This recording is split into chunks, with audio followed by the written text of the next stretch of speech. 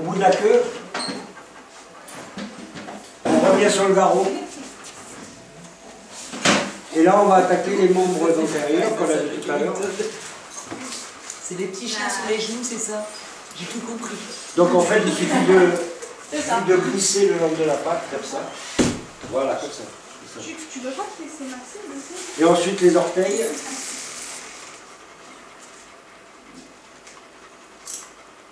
Et puis après, entre chaque doigt aussi.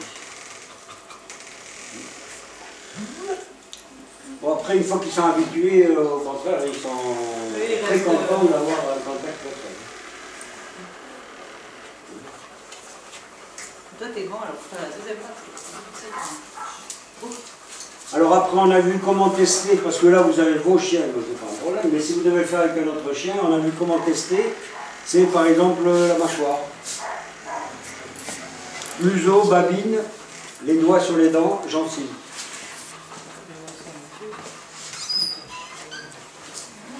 Et après, on finit par les oreilles. Ah, c'est le zèbre. Apparemment, ça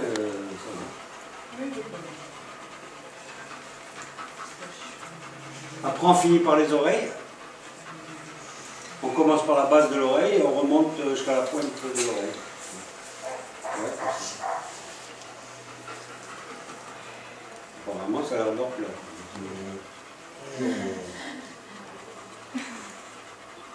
Bon, ça, c'est si jamais il y avait un problème avec un chien, il faudrait faire ça, c'est-à-dire faire marcher pour voir s'il n'y a pas un problème, est-ce qu'il boite, etc. Voilà. Bon, là, on n'a pas besoin de le faire, puisque là, on a les chiens, les vôtres, c'est différent. Claude, tu posais un choc de quoi? Ouais. Alors après, bon, on aura ça, c'est-à-dire que là, il va falloir non seulement faire un effleurage, mais en plus appuyer. Donc on va commencer l'arrière de la tête à la base de la queue.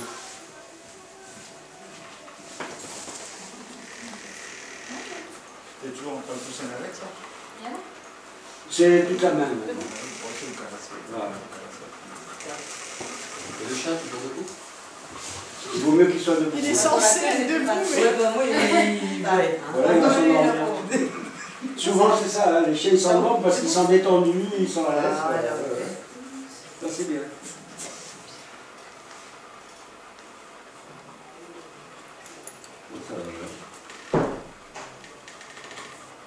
Après, bon, on revient sur le dos. Mais là, cette fois-ci, donc il y aura des petits mouvements circulaires. Donc on est toujours dans la colonne vertébrale, mais au lieu de faire une pression glissée comme on a vu, il y aura des petits mouvements, c'est-à-dire qu'on fait des petits mouvements circulaires comme ça tout le long de la colonne.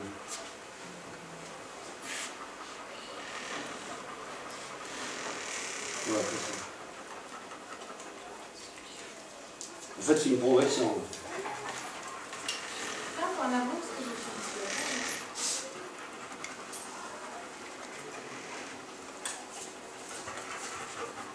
Après, on a le palpé roulé. Donc, le palpé roulé, c'est autre chose, parce que là, il va falloir utiliser les deux mains, normalement.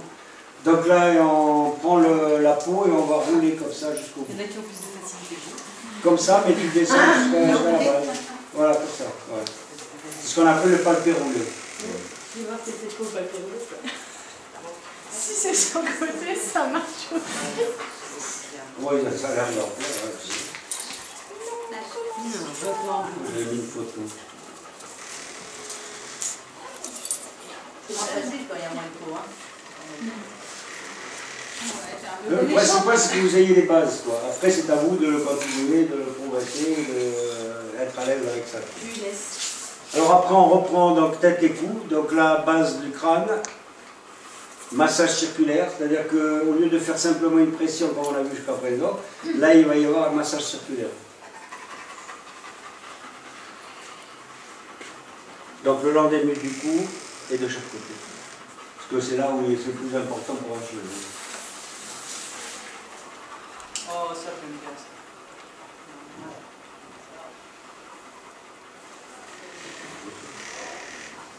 Tu mettrais une crème de massage, ça sera peut-être encore mieux. Oui, on peut.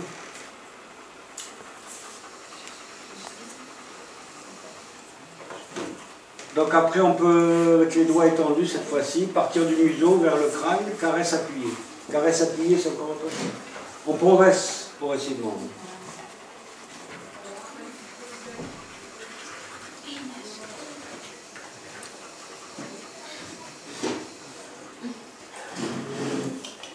Alors toujours la tête, il y a deux choses importantes chez le chien, c'est la tête et le dos. Gaïa, viens ici. Gaïa.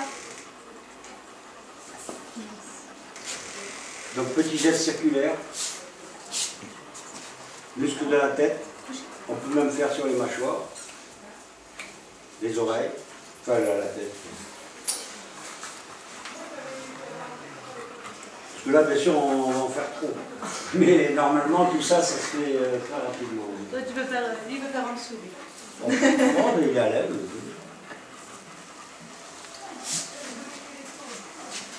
Donc là, c'est autre chose. Ça, on va l'utiliser dans certains cas, évidemment.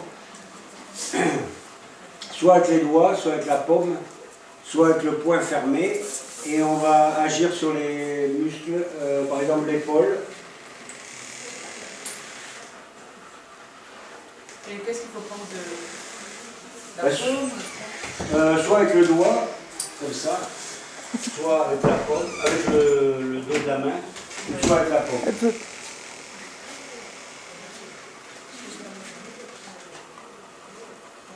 Pour ça, évidemment, ça sera que dans des cas particuliers, comme par exemple contracture, etc.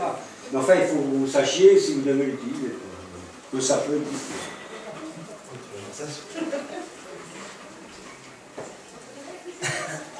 Vibration. Bon, ça c'est facile. Donc vibration, c'est ça. Hein. En fait, ça sert à quoi? Ça sert à stimuler. Donc là, vous pouvez faire où vous voulez, mais en général, bon, c'est écoute, patte, articulation, rotation, etc.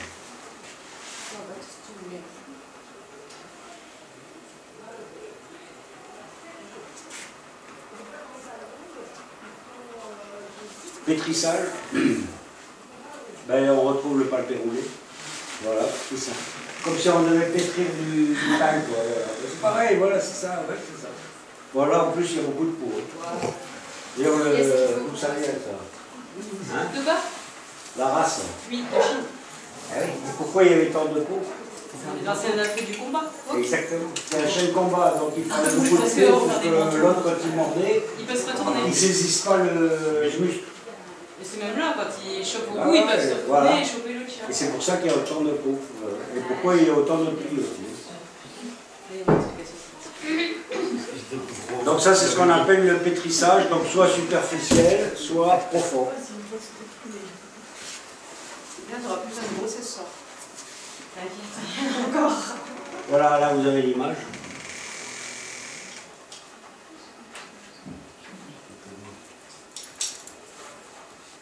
Après, vous avez la percussion. Donc percussion, c'est encore un peu plus loin que, comme on a vu tout à l'heure, la vibration. Parce que là, c'est soit du bout des doigts, soit la main à demi fermée, c'est-à-dire comme ça. Et on va faire pareil, mais cette fois-ci, tac, tac, tac, tac, tac, tac, tac. Donc crâne, épaule, dos, tendon, jarret, etc. Il faut que ça dure longtemps, 5 secondes.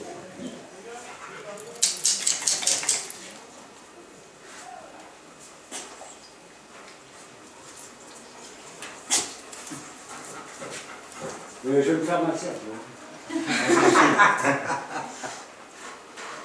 Digipuncture. Donc digipuncture, là on arrive dans presque les méridiens avec l'énergie. Donc ça peut être avec les doigts, ça peut être avec la paume, toujours pareil. Et on a des trajets à suivre le long de la patte, comme ça, ou le long du dos. C'est ce qu'on appelle aussi des points réflexes. Donc ça sert à quoi? Ben, ça peut améliorer l'état de santé. Quand tu as un chien qui souffre.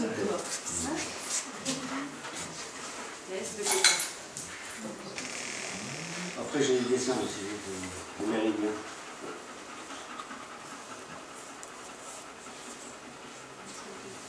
Donc on peut faire aussi, c'est simplement sur un point comme ça, et faire ça. C'est là que On met le point qu'on veut. Et là, je pense que Mais ça dépend des zones à traiter, quoi. Et ça, c'est fonction du tableau Sur que le point de tension. tu avais tout à l'heure. Voilà, c'est ça. Ouais. Mais on va le revoir plus loin dans un truc un peu plus précis, par exemple uniquement la tête du chien ou uniquement la patte du chien. J'ai des dessins aussi. Après, on aurait aussi ça, c'est-à-dire percussion, toujours pareil, mais là c'est... Mais ça peut être utilisé dans certains cas, évidemment, par rapport au problème qu'il y a le chien. Bon là, on n'a pas des chiens qui ont des problèmes, mais vous devez le mémoriser, puis si vous devez l'utiliser. Mais vous l'avez dans le texte. Hein. Allez, on va se prendre son pied.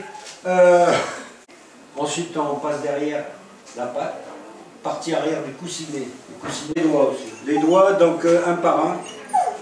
On sait que par exemple le pouce du chien, si on compare avec l'humain, correspond à la tête, et après il y a la colonne vertébrale, etc. Tout ça, vous l'avez dans le texte. Hein. Tout est dans le texte. Voilà. Ça, c'est exactement la copie du texte. Après, vous avez entre les doigts ce qu'on appelle les espaces interdigitaux. Donc là, ça peut être, par exemple, si le chien il a un rhume, infection des yeux, etc. Espaces interdigitaux entre les doigts. Et une fois qu'on a fait le tour, qu'on a fait le dessous, on passe au-dessus, donc le dessus de la patte. Ça peut agir sur les poumons, par exemple.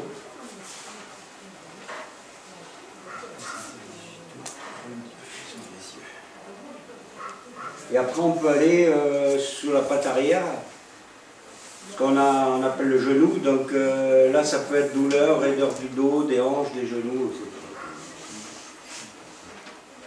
C'est derrière. Voilà, ici.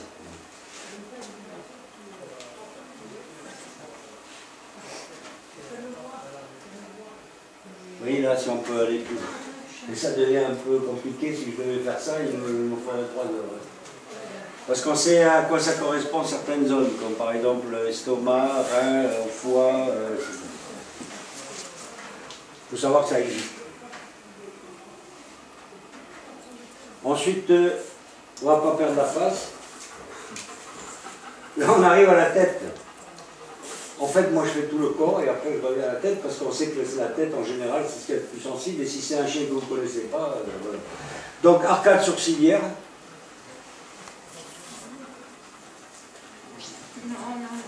Après, vous avez entre les deux yeux, ici.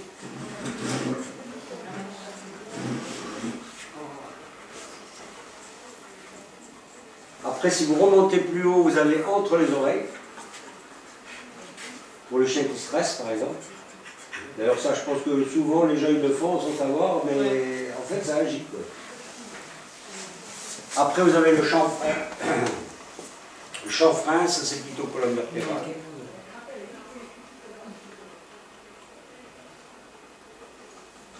Et après, si on part du museau vers les joues, donc là, c'est plutôt agir sur le système digestif, colonne vertébrale, poumon, etc.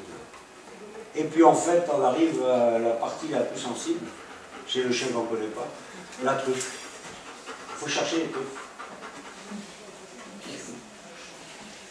Donc la truffe, ça peut être le bassin, les hanches, par exemple un chien qui a des problèmes de dysplasie. Et là, tu masses séculaire après? Comme ça, simplement. Ouais, parce qu'en fait, on va exercer une pression qui va envoyer dans le système nerveux jusqu'au cerveau et ça va soulager le chien va être debout. Oui. Oui, ou sur une table. Il peut être couché sur la table puisqu'on n'a que la tête là. Pour le moment, on n'a que la face. Voilà. Il ne faut pas perdre la face. Voilà le bout de la truffe. Ça peut éventuellement aussi servir à autre chose. Pour ça, je vous ai dit que c'est important. Important parce que, je ne sais pas, mais si vous connaissez à l'armée, par exemple, on apprend les commandos, quand ils rentrent en terrain ennemi, s'ils se font attaquer par des chiens, qu'est-ce qu'ils doivent faire? Ben, une des techniques, c'est de prendre une veste n'importe quoi, la mettre autour du bras, laisser le chien mordre ici, et après, tac, sur le nez du chien, et là, boum. Bah, celui qui a écrit ça, il n'a jamais dû voir un chien. Hein. Il n'a jamais dû voir un chien. Hein. Oui, mais ça peut arriver. Ça arrive dans les premières vertèbres. Axis, Atlas. Donc l'Atlas, c'est celui qui porte le monde. C'est la première. Donc juste avant la première vertèbre thoracique. Et après on continue, quoi. Après on a la deuxième, troisième vertèbre, lombaire. Donc tout ça, ça peut renforcer au niveau du dos, ça peut donner de l'énergie, de la vitalité. Et après le fameux, comme je l'ai dit, le sternum, plexus solaire, entre sternum et nombril, où là, ça peut aussi améliorer le chien sur certains trucs comme les coups digestifs ou les vomissements. C'est juste devant. Et on fait aussi en massage circulaire ou... Oui, ou circulaire, comme ça. Après, c'est à vous, en fonction du chien, de le faire. Hein. Voilà, si on prend la colonne vertébrale, c'est ça. Atlas en haut, et après on va tomber vertèbre, c'est comme chez l'humain, à part que l'humain est droit. Vertèbres cervicales, les dorsales, les lombaires, le sacrum et les vertèbres caudales, vers la queue. Après, les vertèbres de la queue, ben, ça dépend du chien, c'est là où il y a une différence entre les chiens, c'est-à-dire qu'il y en a qui en ont plus que d'autres. Parce que si on n'a pas le droit de couper... Pour le moment, on a le droit en France. Et il y en a qui naissent sans queue. Comme Max, le mien, il naît sans queue. Après, on a ce qu'on appelle l'auriculothérapie, c'est l'oreille. Et il y en a qui... Enfin, moi, personnellement, j'ai essayé, mais... J'ai peut-être pas assez fait pour comprendre à fond le truc, mais bon, ça existe. Le tour de l'oreille. Vous savez que l'oreille, il y a le pavillon.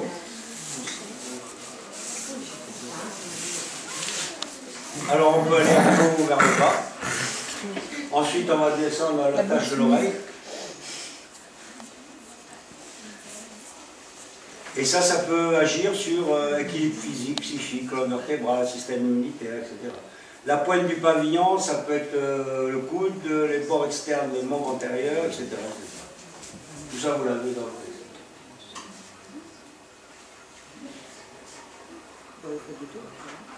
Voilà, l'oreille, elle est là. Donc là, il y a des zones qu'on peut déterminer, mais bon. Ça, on peut le faire toujours pareil, en pression statique profonde. C'est-à-dire en appuyer et tourner. Voilà. Tout ça, vous l'avez. Hein. Vous pourrez l'essayer. Après, il y a l'étirement. Alors ça, c'est étirer. Stretching. Donc, mettre en mouvement, ça peut être le cou, les membres, la queue, etc. Bon, le mieux, c'est de voir le dessin. On va faire les trucs le plus simple. Il ne faut pas que ça dure longtemps. Donc, on va faire pendant 15 secondes. On peut le faire aussi à la façon méthode naturelle. On n'a pas besoin de toucher au chien. Vas-y. Si vous vous dérangez, 30 secondes juste le temps de récupérer quelque chose. Oui, ben, pas de problème. Donc ça peut être par exemple, si j'enlève quelque chose dessus qui le motive, qu'est-ce qu'il fait? Ben, il est là. Si je baisse quelque chose, il baisse la tête. Si je mets quelque chose sur le côté, ben, il tourne la tête. Et là, on a les vertèbres cervicales qui vont commencer à bouger en haut, en bas, à gauche, à droite, sans qu'on le touche. Méthode naturelle. On ne touche pas au chien, mais il va tout faire. Et puis bien sûr, on va le voir après sur d'autres chiens. Après, on peut aussi avoir avec le poulet. Ou le jouet, quoi. Le chien il mord dedans, qu'est-ce qu'on fait? Ben, on va tirer, qu'est-ce qu'on fait? On fait un étirement des vertèbres cervicales. Pour certains chiens, ça peut aussi le soulager. On va voir le dessin. Après, bon, on a bien sûr de manière manuelle, c'est-à-dire là en attrapant. Donc la patte antérieure, derrière le coude, on le tire vers l'avant. Le mieux, c'est de voir les dessins. Voilà. C'est simple. C'est un étirement, voilà, comme ça. L'étirement.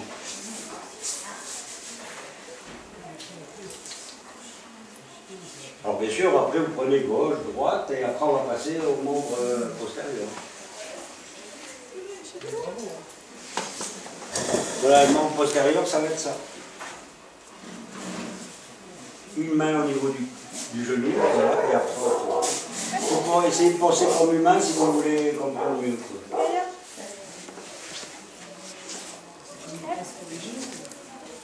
Voilà, alors on le voit aussi. Et quelquefois, il faut tirer davantage. Il y a aussi des petits peu.